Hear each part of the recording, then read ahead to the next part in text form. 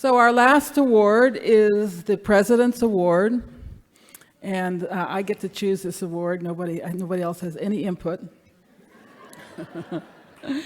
And this award goes to an individual who's done outstanding work for our movement, for real food or raw milk or small farms. And I can't think of a more deserving recipient of this award than our speaker tonight, Representative Thomas Massie.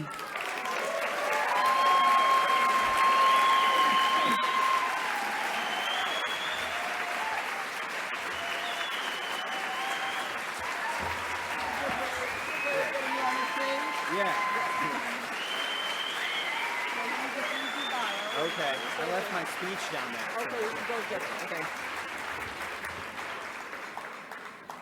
So, Representative Massie entered Congress in November 2012. He is honored to represent and serve the citizens of Kentucky's 4th District. I didn't know this about you, Tom. Massie attended the MIT, where he earned a bachelor's degree in electrical engineering and a master's degree in mechanical engineering. During school, he invented a technology that enabled people to interact with computers using their sense of touch and leveraged that into technology to found the Sensible Technologies Incorporated, which raised over $32 million in venture capital, created 70 jobs, and obtained 29 patents. Maybe you should share this Integrity in Science Award with Pam. I don't know, yeah. In Congress, Thomas serves on 3 committees: the House Committee on Rules, the House Committee on Transportation and Infrastructure, and the House Judiciary Committee, which has jurisdiction over laws that affect intellectual property, industrial hemp, civil liberties, firearms, and other topics that were among the reasons Thomas ran for Congress. In addition to serving on these committees, Thomas is the chairman of the Subcommittee on Administrative, State, Regulatory Reform, and Antitrust, and he serves as a member of the Select Committee on the Weaponization, we all know about that, of the federal government. The father of 4, Thomas lives on a cattle farm in Kentucky. So please join me in welcoming Thomas Massie. How long do you want me to speak? About half an hour to 45 minutes. Okay. 45 minutes, which is real good. Okay. Thank you. I feel like I'm among my people here. I don't know what took me so long to get here. So I'll start out with my biography that wasn't in that. But by the way, when people, during COVID, there was so much pseudoscience that come out of the CDC and the FDA, and I would comment on it. I'm not a biologist or a virologist, but I can read, right? And so there would be people who would say, get back in your lane. You don't know anything about this. MIT should take your degree away. And I would reply to them, which one? But I grew up, I'm just a hillbilly. I grew up in eastern Kentucky in the foothills of Appalachia. When the world ends, Mark Twain said he wanted to be in Kentucky. You know why? Everything happens 10 years later in Kentucky. I know some of you are moving to Tennessee and Idaho, and we're okay that you're not moving to Kentucky yet. But it is the best place. Is there anybody here from West Virginia? Raise your hands. Okay, we got West Virginia. The reason they call it almost heaven, it borders Kentucky.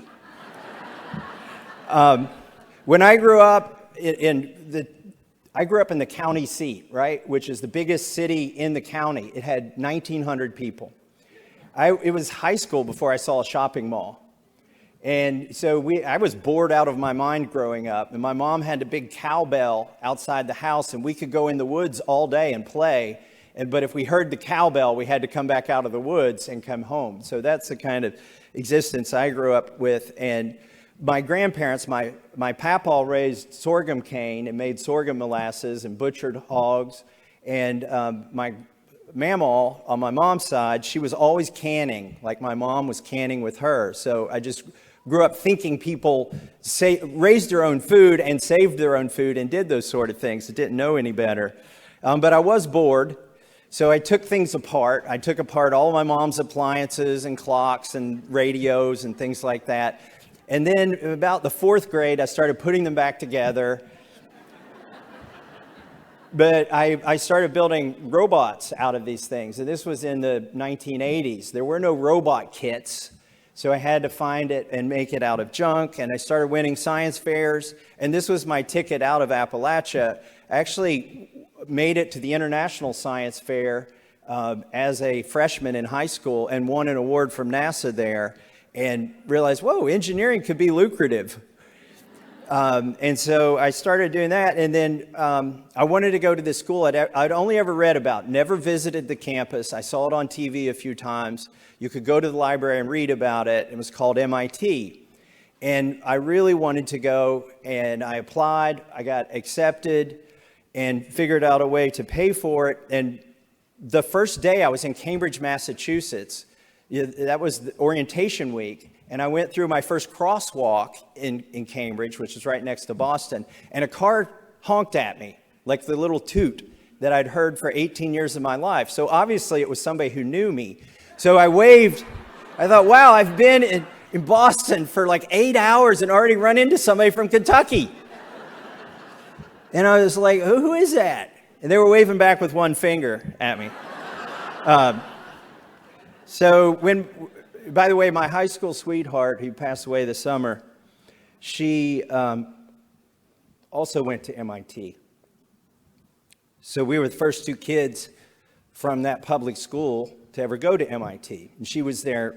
She came 2 years after me. By the way, our whole ruse was she was working on a science project, and I was like the uber nerd, the alpha nerd in our county. And so it was very plausible that I would be able to help her with her science project. The thing is, she was building an yttrium barium cupric oxide superconductor on her farm, and I didn't know anything about chemistry, but it was plausible, so people let me go help her with her science project. So that's how we got to meet. But we started a company in married student housing at MIT. We raised $32 million of venture capital. It's based on virtual reality and artificial intelligence, which, by the way, now I'm back into virtual reality and artificial intelligence. It's called Congress, though. And we did that company for about a decade in New England, but there was one thing missing from our kids' lives, and it was their grandparents. Because, I told you all the things I'd learned from my grandparents on both sides. So we decided to sell our interest in the company and come back to Kentucky where we were raised so that our kids could know their grandparents. Because I think parents are always busy and there's so many things you could teach them, but you don't have time, and the grandparents have a little extra time. And it really paid off for us. We had 4 wonderful children. They're all married. I've got a grandbaby now and one on the way. And they've all got their heads screwed on straight. And they know that everything doesn't have to come from Walmart or Lowe's, that you can find these things, you can build these things. So we came home. Oh, by the way, we bought the farm my wife grew up on. And for a lot of you are wondering, can you make money on a farm and raise wholesome food and a wholesome family? You can make a small fortune on a farm if you start with a large fortune. And so I say, at MIT, I had a get-rich-quick scheme, and then I moved to Kentucky, and I had a go-broke-slow scheme, which was farming. And I decided to raise, we decided to raise grass-fed cattle, to raise them as naturally as we could. I guess they wouldn't be classified organic because I can't get organic hay from my neighbors, but they're pretty darn close to it. And there was one cheat that I used that I felt guilty about. And it was ivermectin. And with cattle, it's a pour-on, right? And sometimes you can't catch the cattle, so you just put it in a cup and throw it at them. And sometimes it splashes on you, and it's this bright blue color, and I thought it was toxic waste, and I would run to the creek and wash my hands off. But now I just spill it all over myself when I'm trying to treat the cattle. So we moved back to Kentucky. We bought this farm. We actually... and we were living in a double-wide mobile home on this farm with 4 kids, 900 square feet, and we listened to an ice storm hit our farm, and it tore down a bunch of the trees. It was devastating. So we decided to make lemonade out of lemons, and we built a timber frame home from these trees that fell down. They would have just rotted in the woods, and from termites. So we turned it into a house. It's 46 feet tall. It's all held together with wooden pegs, no metal fasteners. But we wanted to do it as naturally as we could. We quarried our own stone. I made a machine to split the stones, and then I chiseled them all. It's like the slowest way you could build a house possible. And it's still not finished, and I'm 20 years into it. But I wanted to live off the grid, and to be self-sustaining, obviously, and to be good for the environment. But also, I found out that all those permits they make you get, septic permit, plumbing permit, electrical permit, building permit, structural permit, it's all predicated or enforced by they won't turn on your electricity if you don't get the permit. We're like, well, if we don't get the permit, we won't have to ask their permission. So that was part of, going off the grid. So I've been off the grid for 2 decades, like before it.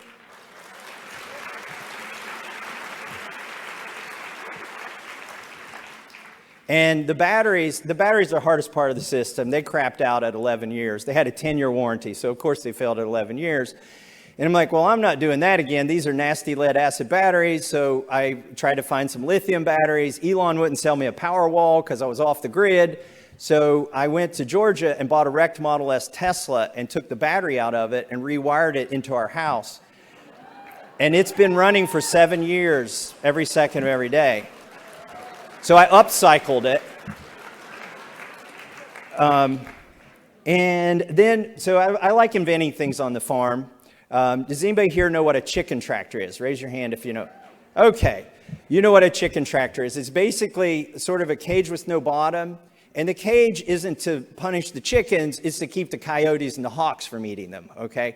And then you move this cage every day to fresh grass. But my kids got older and my wife didn't want to do it. Like, she had other things to do and carrying the water was a pain. So I built a self-propelled chicken tractor, like a Roomba, with 50 chickens in it.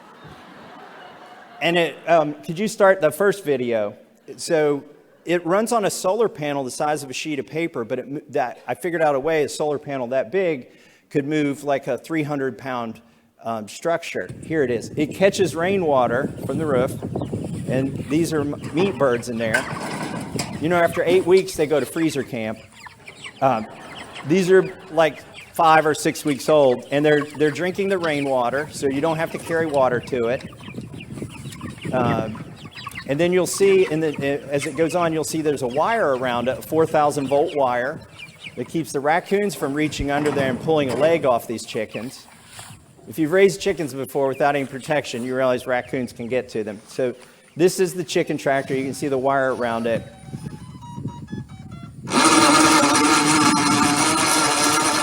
Okay, it played the chicken dance and then it moved 2 inches. The chicken dance is to sort of warn the chickens. I figured they might be familiar with that song. And it's just an automotive winch. And it charges, the little solar panel charges capacitors, so there's no battery. The first version of it had a battery, and batteries fail, which I learned from my house. So I was like, how can I do this and build something that would last 300 years? Well, if you use capacitors, it would work. That's the circuit board I designed. And so I had to come up with a name, and I decided to call it the Klux capacitor.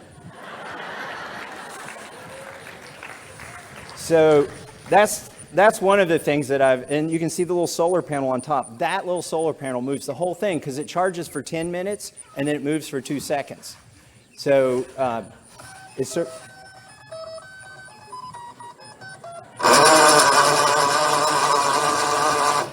But the other reason it only moves 2 inches is some chickens are lazy and this thing's heavy. And my wife pointed out I had built a chicken juicer. If the chickens didn't move.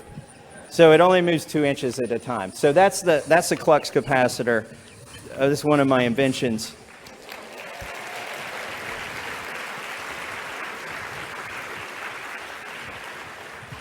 So we just wanted to be left alone, right? We had done the high-tech thing. We just wanted to move up our holler and live off the grid.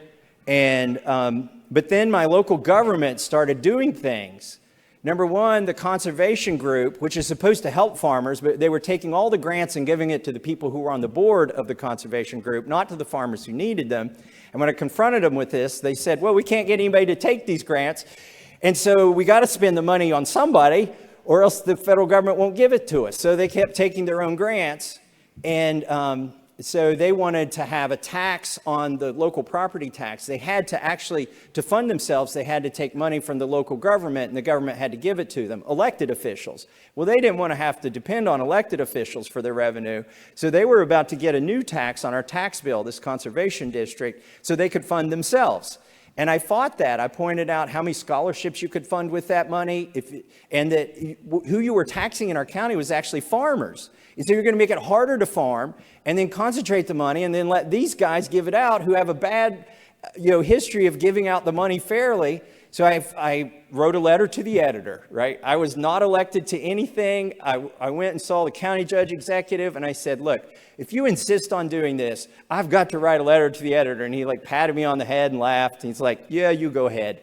We had 200 people show at its local meeting the next week. There was nowhere to park in a town of 1,900 people when 200 people show up from all over the county, and they didn't pass the tax. And come to find out that a few months later, their only employee had been embezzling all the money. So the second thing I did, they wanted to zone our county. And basically, zoning is to keep the smokestacks out of the cul-de-sacs, okay? We didn't have smokestacks, and we didn't have cul-de-sacs, right? We had hollers, and all of our business has gone to Mexico after NAFTA, so we didn't have any smokestacks. So we didn't need zoning. It basically would tell farmers you can't have a daycare, you can't have a cottage food industry here, you can't have a used farm equipment thing here unless you go ask somebody for permission. And I thought that was wrong, so I fought it. I wrote another letter to the editor, like Johnny Letter Writer, like from Saturday Night Live, but 40 people showed up to that meeting, and I'm staring down, not some evil bureaucrat, but a grandma who went to school with my aunt, right? They're my aunt's best friend. And she's ready to change the planning board into a zoning board because somebody from an area development district told her it was a good idea. So I get up to speak, and at 4 minutes into my speech, she says, okay, now wrap it up. And I'm like, wait, I got more to say. What about the First Amendment? She says, if I give everybody here as much time as you're trying to take, well, this meeting will go days. So at that moment, I'm a Democrat. I'm registered Republican, but the chair of the Democrat Party was there at that meeting. He stood up and said, I'm going to give him my 5 minutes. And I thought, phew, okay, I got another 5 minutes. But before she could acknowledge that, everybody else in the room stood up and gave me 5 minutes. And she counted each of them dutifully and said, you have 150 minutes. And because they wanted me to speak for them, because they didn't want to have all of their property, be told what they could or couldn't do with it, regardless of what party they were in. And so we stopped zoning that day too. By the way, thank you. By the way, the libertarian approach to this is HOAs. Is anybody in an HOA here? Does anybody like HOAs? I think ISIS began as an HOA. You got to nip that stuff in the bud. Okay, so I actually ran for the job. It became so much work writing letters to the editor and stopping all the bad stuff that I decided to run for the guy's job that was doing all these things to us, because he was mostly just listening to other people in the area development districts and the state level tell him what to do. And I thought we needed somebody thinking for themselves in our county. County judge executive is actually the mayor. I don't have a law degree. I can't be a judge. He wasn't a judge either, but you're just the mayor of the county. So I ran for that office and I won. It was a very slippery slope. I ended up running for Congress and winning after that. They say when you get to Congress, and this is true, you look around and you see all the mahogany and the marble and the granite, and you're just like, how did I get here? Especially me from little old Vanceburg, Kentucky. You're pinching yourself. How did I get here? After about a month and you've met everybody, you wonder how they got there.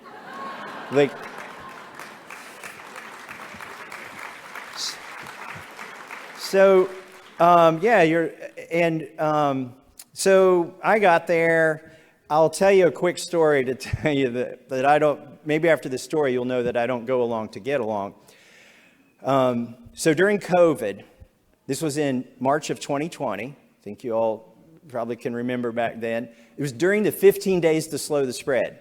And by the way, at this point in history, when I go back and look at the video, nobody's wearing masks because the officials were saying masks don't work, right? They were saying do not wear them. They were, so they said masks don't work. So March 2020, there were no masks, but there was this disease, whatever, taking over the country. They said it would be Ebola. Everybody was going to die, blah, blah. And everybody left Congress. They went home to be safe, and we were waiting to be called back to figure out how to solve this emergency, right? That's what we're supposed to do. We're the leaders of the free country, right? Free world. And instead, we got an email that said, stay home. We're going to use unanimous consent, which means if nobody objects, this bill will just become law on its own to spend $2.2 trillion. Now, this funded all the evil stuff, but you couldn't really tell by reading it, and nobody had time to read it. And so they said, just stay home. So what did I do? We got this email at like 11 p.m. By midnight, I had my car packed, and I drove all night to Washington, D.C.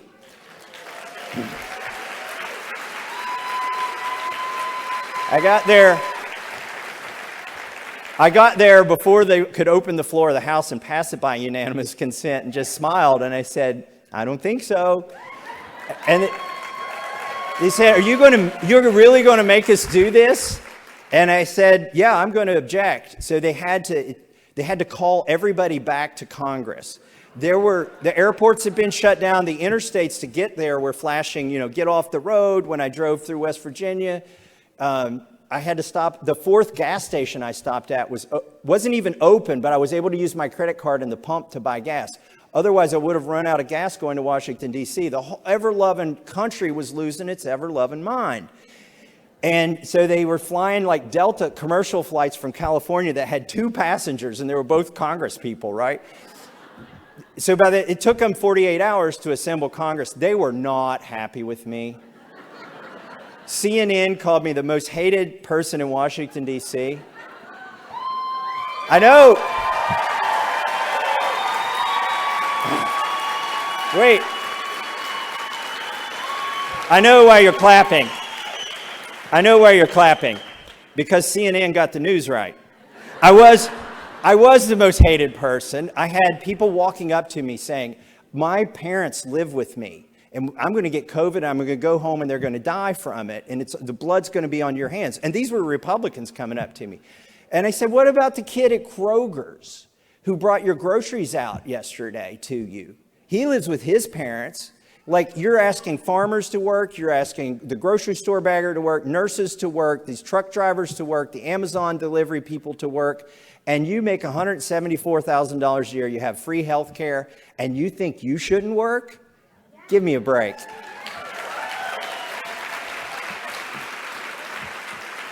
Oh, Nancy Pelosi went on TV and called me a dangerous nuisance. I want that on my tombstone. I think we need more dangerous nuisances in Washington, D.C.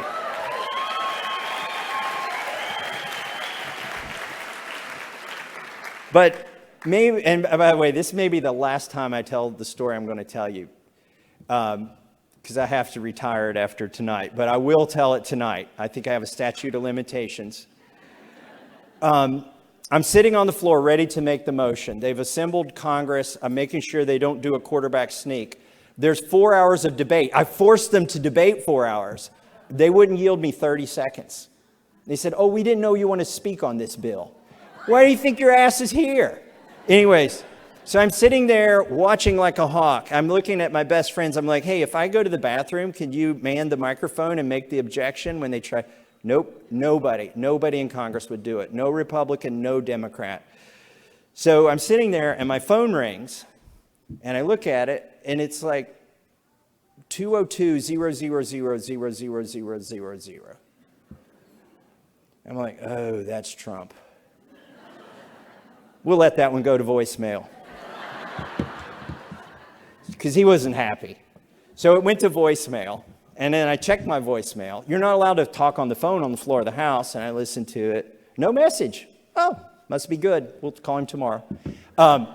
Then he calls 30 seconds later. Same number, didn't leave a message. Then calls 30 seconds later, same number, didn't leave a message. So then somebody else calls from the White House and says, that's the president. I kind of figured it was. And you need to call him back. So they yielded some time for debate, and I walk out on the floor off the floor, because I knew they couldn't do the quarterback sneak, and I just called the White House switchboard. I didn't have the president's number. I called like the number you would call to get a tour. But the intern knew who I was, and like immediately, like, oh, the president wants to talk to you.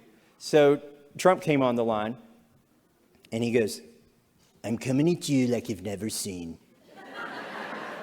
Never in your life before have you seen the way in which I will come at you. I'm more popular than you in Kentucky, and you know it. I'm backing your primary opponent, and you're going to lose. And I thought, I probably am going to lose, but let's try to reason with him. So I started talking, and he started talking. So I talked louder, and he started talking louder, and I talked louder, and I looked to make sure I wasn't on mute. And he just started screaming at me. And then he ran out of breath after 2 or 3 minutes. And I tried to say, look, this is the only constitutional way to do it. It's going to pass anyway. And people need to be on the record. And he said, no, this is the second time you've done something like this. And they talked me out of it before. Now, I was immediately hopeful because I do this every 6 months. And he didn't know I was the same person. He only knew I'd done it once before. He didn't know I did it on the fake Obamacare repeal or some of the other stuff. But he did know I'd done it on the statement that says you can't go to war with Iran without a vote of Congress. That's just constitutionally obvious. And I had voted for that, even though the Democrats disingenuously had offered that bill just to embarrass the president. But I had to vote for it. Anyways, and then he repeated everything all over again. I'm coming at you like you've never seen. Never in your life before have you seen the way in which I will come at you. You're going to lose. And he hangs up. So I'm walking back to my seat, and I'm like, wonder what that means. He's coming at me. And I probably will lose, but I got nothing to lose now because President Trump was 95% approval rating in my congressional district. And I was up for election in 2 months, 6 or 8 weeks. And so, but before I could get to my seat, he had tweeted 3 times. The first one said that the Kentucky GOP should excommunicate me from the party. And then the second one said, he's a third-rate grandstander. And then the third one said, and this was the hardest one on me at all because I'm the chairman of the Second Amendment Caucus. He said, he's horrible on guns.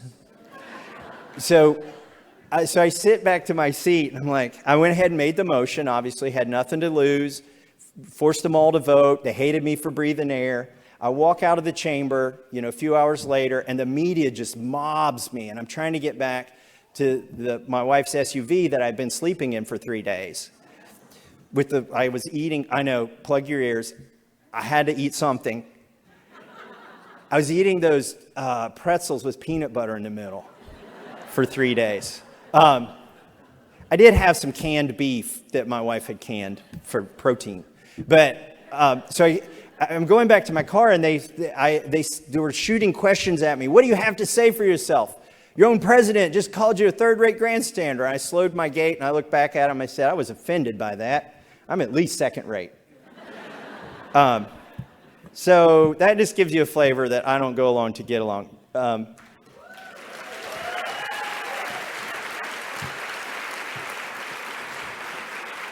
Now, we have since patched things up, and I actually talked to Trump yesterday about small farms and how important it is that he carry out the Make America Healthy Again mandate.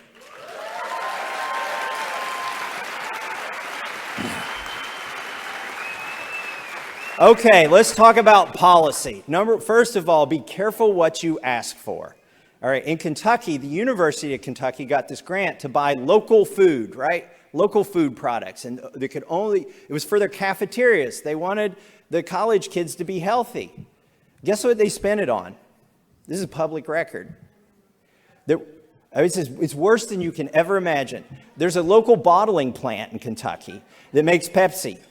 They bought Pepsi and used the grant for local foods on Pepsi.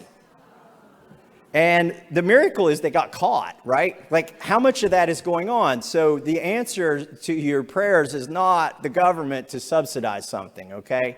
Because if you trust the bozos I work with, bless your little heart. The other thing is, I'm despondent when I see China buying our farmland or solar panels covering up farmland, or we have the problem where I live, they put HUD housing in farmland.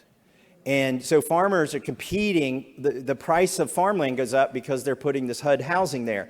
The answer is not to ban all of those things, because you're trying to put toothpaste back in the tube. The answer is to empower small farmers so that they have a business model where they don't want to sell their land and they don't want to cover it with solar panels. So when I first got to Congress, I didn't know how to write legislation. So I did some R&D. I ripped off and duplicated some existing bills. Ron Paul had just left, so I immediately introduced the two bills he had to do with farming, which is industrial hemp, to legalize industrial hemp, and also to basically get the feds out of raw milk.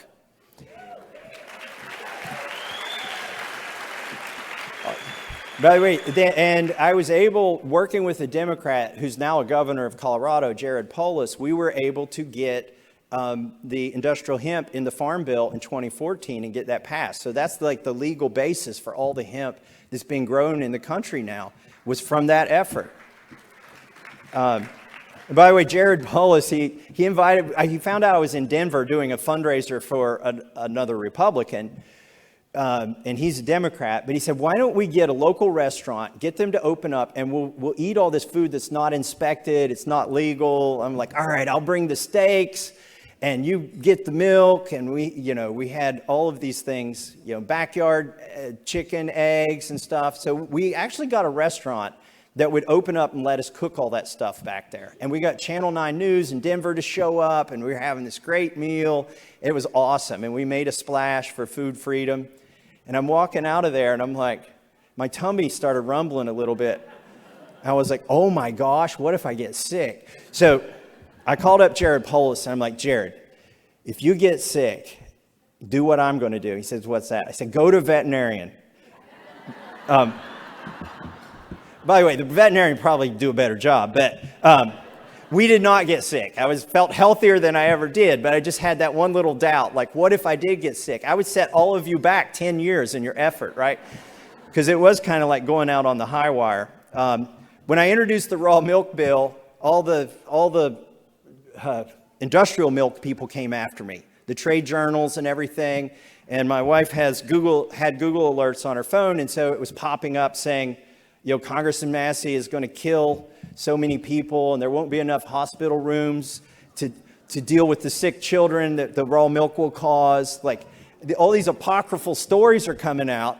And so my wife was seeing them. She texted me. She said, OMG, I didn't realize the lactose lobby was so intolerant. But we're still working on that bill. By the way, here's how much I love you all. I missed my milk pickup today, but I sent somebody to go get it. And it's in his fridge if he doesn't drink it. But I was talking to, like, my Amish guy, like, I'm his source of outside news. Like, one day I was there, he's like, is it true they shot Trump? I'm like, yeah, but you're not going to believe this. I said, Biden's not even running for president anymore. He said, what? I thought there was an election. Well, there was, but they didn't like the results, So he's like laughing at that. And when we were talking about inflation, I keep telling him, you got to raise the price of your raw milk. He only charges me $7 a gallon. And he's been charging the same for like 4 years. I'm like, Aaron, you got to raise the price. And he's like, he has seen the prices go up, like when they buy bleach and sometimes they buy stuff from the outside. And I said, well, you know what that's all caused from? It's those stimulus checks from the CARES Act, right? The $1,200 checks, and then just the printing of money. By the way, the $1,200 checks was only 5% of that money. Most of it's already in the hands of Wall Street and the banks. So I said, but you don't know about those stimulus checks, do you? You didn't get those. You're Amish. He's like, oh, no, we got the checks. I said, what did you do with them? He said, we burned them. And I said, what? Why did you burn them? You take the money, they'll send you to war. And he's not wrong about that, honestly. I mean, they have conscientious objector status, the Amish do, so they can't be subject to the draft. And so ultimately, he made the right decision, I think. I bought an AR-15 with mine.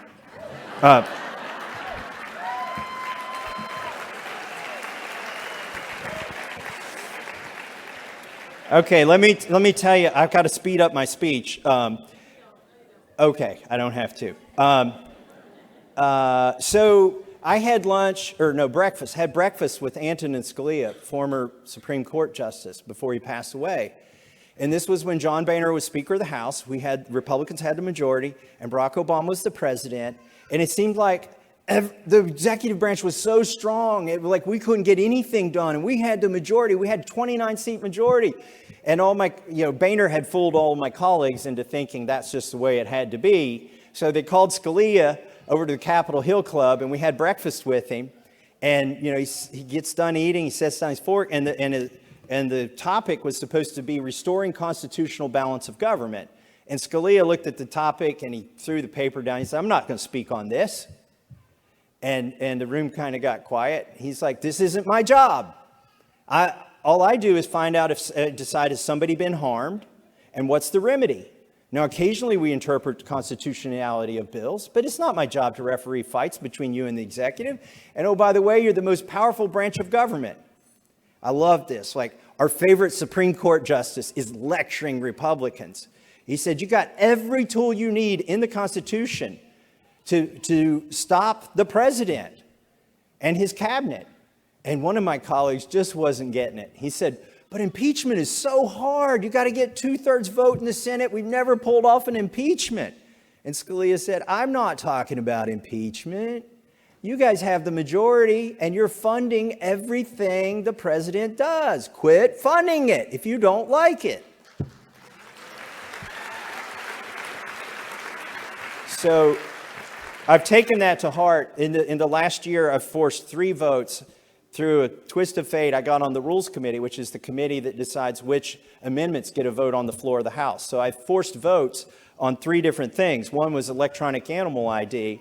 The USDA is implementing this without a law. Congress never passed anything that said go tag every animal. And by the way, the reason they want to tag them, they're trying to turn the beef industry, cattle farming into chicken farming. They want to verticalize everything. They want one corporation. By the way, 4 corporations control 85% of the meat processed in the United States. And that's not enough for them. They want to control the farms, just like Tyson controls the chicken farms by selling the chicks, selling the feed, contracting the birds. JBS would love to have that arrangement with all the cattle farms. So they want the animal IDs. And then the people who want you to eat bugs, not animals, also want the animal IDs, because the only way you can stop it is to know where everyone is, where every animal is, and who owns it. And you see how that's worked out in Europe for some of those farmers over there where they got the animal IDs. So we forced a vote on that. By the way, I hope you have some antidepressant, some like homeopathic antidepressant to take after this, after I tell you all these things. That did not pass. Like my defunding of it did not pass, but I put everybody on record, and they hated being on record. The next thing we had a vote on was a commodity checkoff program. There are about a dozen different products that if you make them, you have to give $1 out of every unit that you sell. So for cattle, you have to give this marketing organization $1. It used to be a box you could check when you sold your cow. They got rid of the box. Congress said everybody has to pay it now. You don't have an option whether you want to opt into this. Have you ever, you guys have probably seen the Got Milk ads. You haven't seen one in a while. I'll tell you why you haven't. Or beef, it's what for dinner? I haven't seen one of those in a while. I'll tell you why. They're taking all the money, but they're using it to lobby Congress to work against farmers. They're using the milk checkoff stuff to lobby against raw milk. I mean, it's the milk industry that's taking that money, and there was a prohibition on using it for lobbying, but it's all fungible. I mean, like for the Cattlemen's Beef Association, 75% of revenue comes from that checkoff program. And here's where the milk money's going. Okay, the Ag Secretary under Obama was Vilsack. So when Obama was termed out and Trump won instead of Hillary, Vilsack didn't have a job. Do you think he went back and bought a farm and started farming in this wonderful utopia he created at the USDA? No. He became the executive at the milk checkoff program and drew $1 million salary for 4 years off the backs of the dairy farmers. So then what did he do when Biden got to be president? Oh, he took back that job. So literally he's been through the revolving door not once, but twice. He's on his second loop. And he's drawn a 7-figure salary off the backs of the dairy farmers.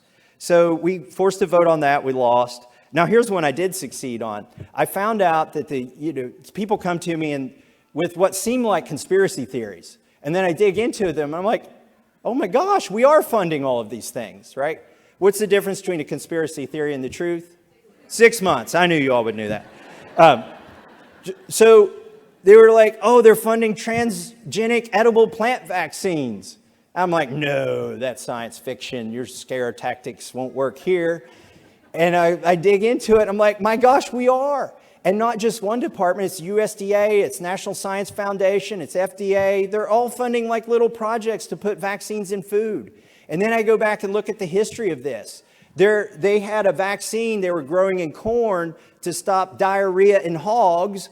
And this was like over a decade ago. It escaped into another field of soybeans and came up and got harvested with the soybeans. They had to destroy soybeans over this. But how much of it got loose? How much vaccine did you eat from this in the food supply? I know you guys didn't because you're buying local, but and how much of that is polluting the genetics of what we're growing? So I offered an amendment to defund transgenic edible plant vaccine research from the government. Thank you. It was so scary that they didn't even want to vote on it, and they let it pass by unanimous consent. So it went into that funding bill, but then they later threw that out in the Senate. But we did have a win there. My favorite bill came about because in 2015 I was in Congress, and the World Trade Organization said, you cannot label country of origin on your beef and pork anymore. They said it was unfair trade practice. Well, the thing is, the World Trade Organization has no power over you, right? They got to go through somebody that's in our Constitution. So they came to Congress and said, repeal the country of origin labeling laws. And the Congress just complied. They did it. I mean, I opposed it. I offered an amendment to at least have voluntary country of origin. They got rid of that. And so they repealed it. And so I thought, well, what's the best thing we can do? And that's when I came up with the PRIME Act, which says, you can either go to a USDA facility, which typically slaughters hundreds or thousands of animals a day, or you can go to your local abattoir and get your animal processed. But if you go there, then you have to sell half or the whole cow or a quarter of the cow to your consumer. It's very regressive. I mean, if like a single mom, do you think she can buy like half a cow and buy the freezer to keep it in and make sure the electricity doesn't go out, et cetera, et cetera? So I introduced the PRIME Act. And what the PRIME Act says is if you're not going, by the way, Frank Nicely, who's a state senator from Tennessee, and we did this at Joel Salatin's farm. We were like, what's the most important legislative thing we could do? And we thought about putting a small, like a limit on the number of animals or the number of pounds that you could butcher. But I hate those numerical limits because what happens is if you want to make 1 pound more or process one more animal, that costs like $2 million to go over that unnatural threshold. So instead of putting a numerical limit, we put a constitutional limit, which is actually a good thing as far as food freedom goes. We just said, as long as you don't leave the state with it, as long as it's raised, butchered, and bought in the same state, the federal government has no damn business stopping that transaction.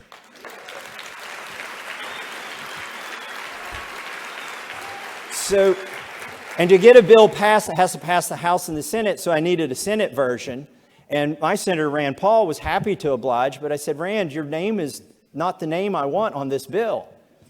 He's like, what's wrong with my name? I've got a good reputation. I said, well, there's a senator named Angus King. And that would be, it sounds like a hamburger this week at Wendy's. The Angus King.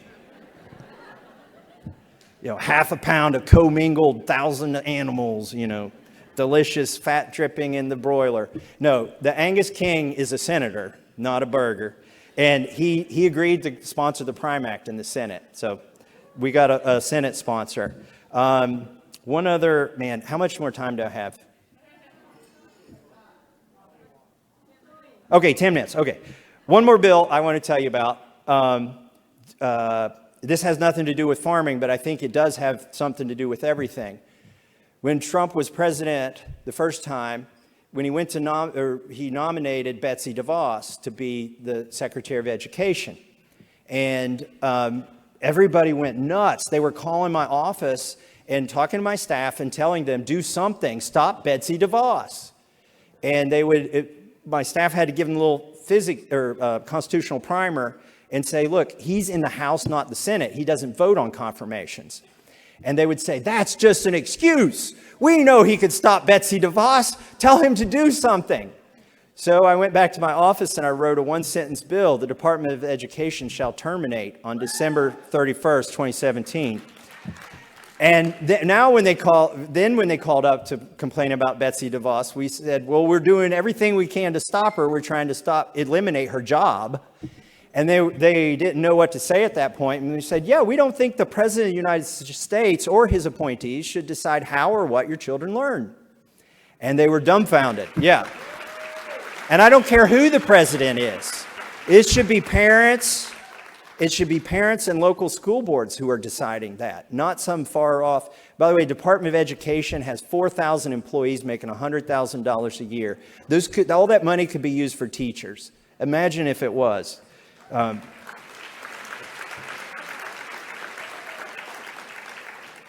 Lots of stuff. So let me tell you how to effectively change things. First of all, the first thing you should do is start at the local level. Okay. Before I was congressman for my district, the congressman before me got a call at home one night. There was an old lady who was upset her trash hadn't been picked up. He said, ma'am, I'm a U.S. congressman. I'm in the transportation committee, but we don't deal with local trash pickup. Did you think about calling your commissioner? And she said, of course I thought about calling my commissioner, but I wasn't going to start that high up. And that is true. That's for all intents and purposes, they can take more of your liberties away through zoning and through stupid local ordinances than anybody in Washington, D.C. could. And they can restore more of your liberties than any of us could in any amount of time. So start local. Now, if you do want to engage in Congress, I would say call, don't write. Like, I know people complain that we send you form letters. We get a lot of form letters, right? Like some organization will say, here, sign your name to this and send it to your congressman. And then the people who sent me a form letter complain, oh, I got a form letter back. Well, that's just what Congress does. But if you call, and I know this is out of fashion these days to actually talk to somebody, you want to text or email, but it takes a living, breathing person on the other side to deal with that. And I can hear the phone ring in my office when somebody calls now. And then my staff will write down what the concern was of the constituent. And how many calls do you think I get in a day? I represent 750,000 people. I heard it, 6. That's about the average, 6 phone calls a day out of 750,000 people. So if you're one of those 6, that's a lot better than voting, honestly, as far as moving the needle. And if you could get 10 friends to call on the same issue, it starts becoming a hot topic in a congressional office. So I think calling makes a difference. I've been on the floor of the House voting. It's not always black and white. Sometimes we go to the floor, we got recommendations from our staff, we don't know how we're going to vote, and people ask me, how many phone calls did you get on this, for and against?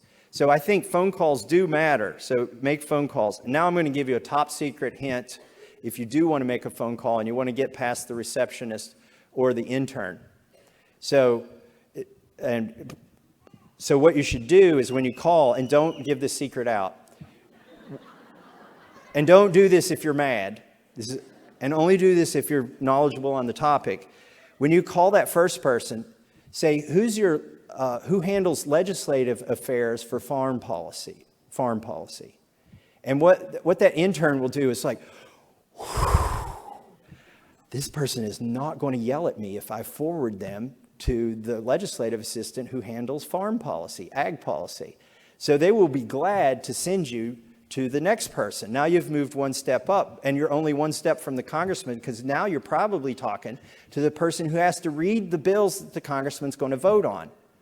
And that's that. Or if the congressman's going to write any policy, you're talking to the person that writes it. You may be talking to the person with a law degree in the congressional office. So if it's foreign policy, just when you get to that person, instead of like screaming about, oh, I don't want this war, I don't want to fund this money in Ukraine, say, may I speak to the person in charge of legislative affairs for foreign policy for Congressman such and such. And make sure you're only making 3 phone calls, okay? Don't call Nancy Pelosi, all right? Her staff's not going to write any of that down. She'll get none of it. Call your 2 senators and your U.S. representative. Those are the only 3 people in Washington, D.C. besides the president that you can vote for. So call those 3 people. Don't be a frequent flyer. Don't call every day. We've got one guy who calls every day, and if he doesn't, we ask the sheriff to do a wellness check. Okay, now here's your biggest secret weapon, but you all already know this. Non-compliance. It only takes, yeah.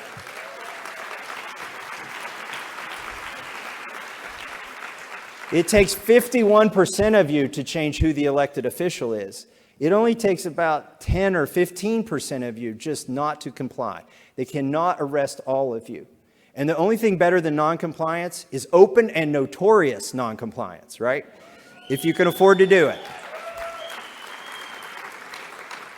We had to wear masks on the floor of the House, and so I didn't wear my mask, obviously. And then they passed a rule that said, we won't recognize you to speak if you don't wear a mask. So for a while, I wore one with a valve on it, which ticked them off. And some of us wore the ones with the, vents in them. And then one day Nancy Pelosi was asked, when will you stop the mask rule in the House of Representatives? And she said, when everybody's vaccinated. I said, whoa. So I got about 10 other congressmen to walk down to the floor with me and stand in the well of the House without a mask on. And for C-SPAN to see. To show the American people we weren't putting up with it either.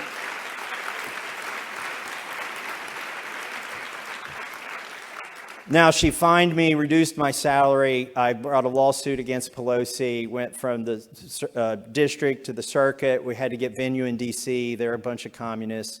And then the Supreme Court wouldn't hear the case. So I didn't win the case against her, so she did get my money, but that's okay. It was worth it. Okay, can you show the second video?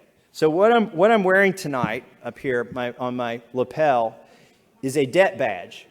Okay, there you go. So you couldn't buy a debt badge, but I wanted to have one, so I built one from scratch. It's a 3D printed case. It has about 1,000 lines of code. It took me 45 hours to write the code. Don't worry, not on the taxpayers' dollars. I was in my pajamas over Christmas break 2 years ago. 3 15-hour days. I got up and just started coding all day. Took 3 days and I got it built. And I love wearing it in the elevator with me, because when you go to vote, like I'm staring at Adam Schiff or Nancy Pelosi and they can't look away, right? It's the brightest thing in the elevator. In fact, I've got a brighter setting for Democrats.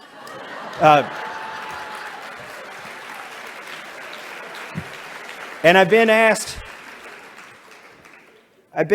is that how many steps you've taken? You're not good at estimation or math. Like, you can't even see the last 5 digits. They're changing so quickly. It's $70,000 a second. That's like a Tesla being launched once a second out of a cannon into the ocean, never to come back. And the interest on it's over $1 trillion a day. It's horrible. But I was on the floor of the House of Representatives, and I had kind of a crowd there. I forget what we were debating at the time, one of these little side debates. And I noticed Congresswoman Beth Van Dyne was staring down here. And she's single, so I thought this was an appropriate joke. I said, Beth, my eyes are up here, Beth. Because she was staring. I thought it was a pretty funny joke until she shot back. She said, you should make a belt buckle out of that. Woo. Whoa. These are all true stories, and I'm going to end on this one because I've used all my time. Okay.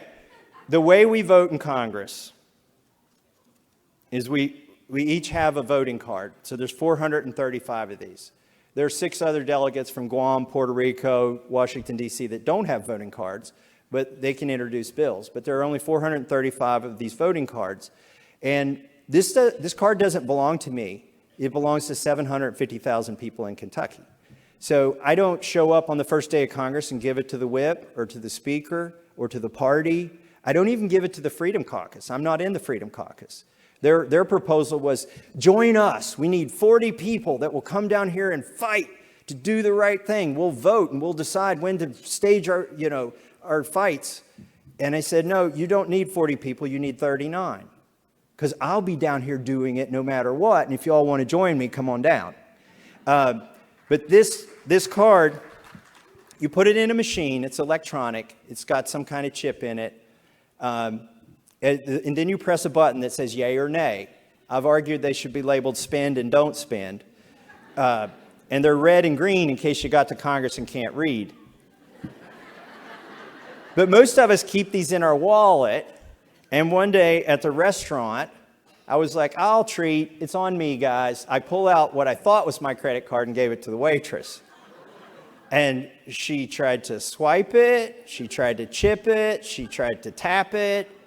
And it was not working. And it was kind of dark in this restaurant. And I was like getting worried. So she comes back and told me my card was rejected. This was embarrassing. I'm thinking, did we not pay the bill? Why was it rejected?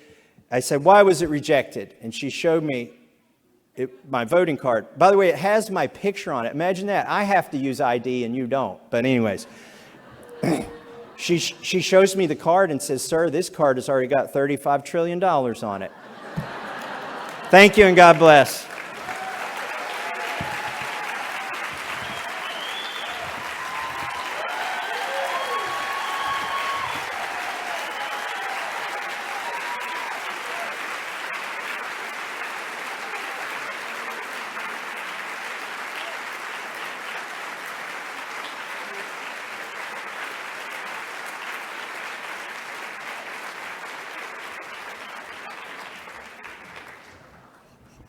Thomas, that's going to be a very hard act to follow. Maybe next year we'll invite the Secretary of Agriculture.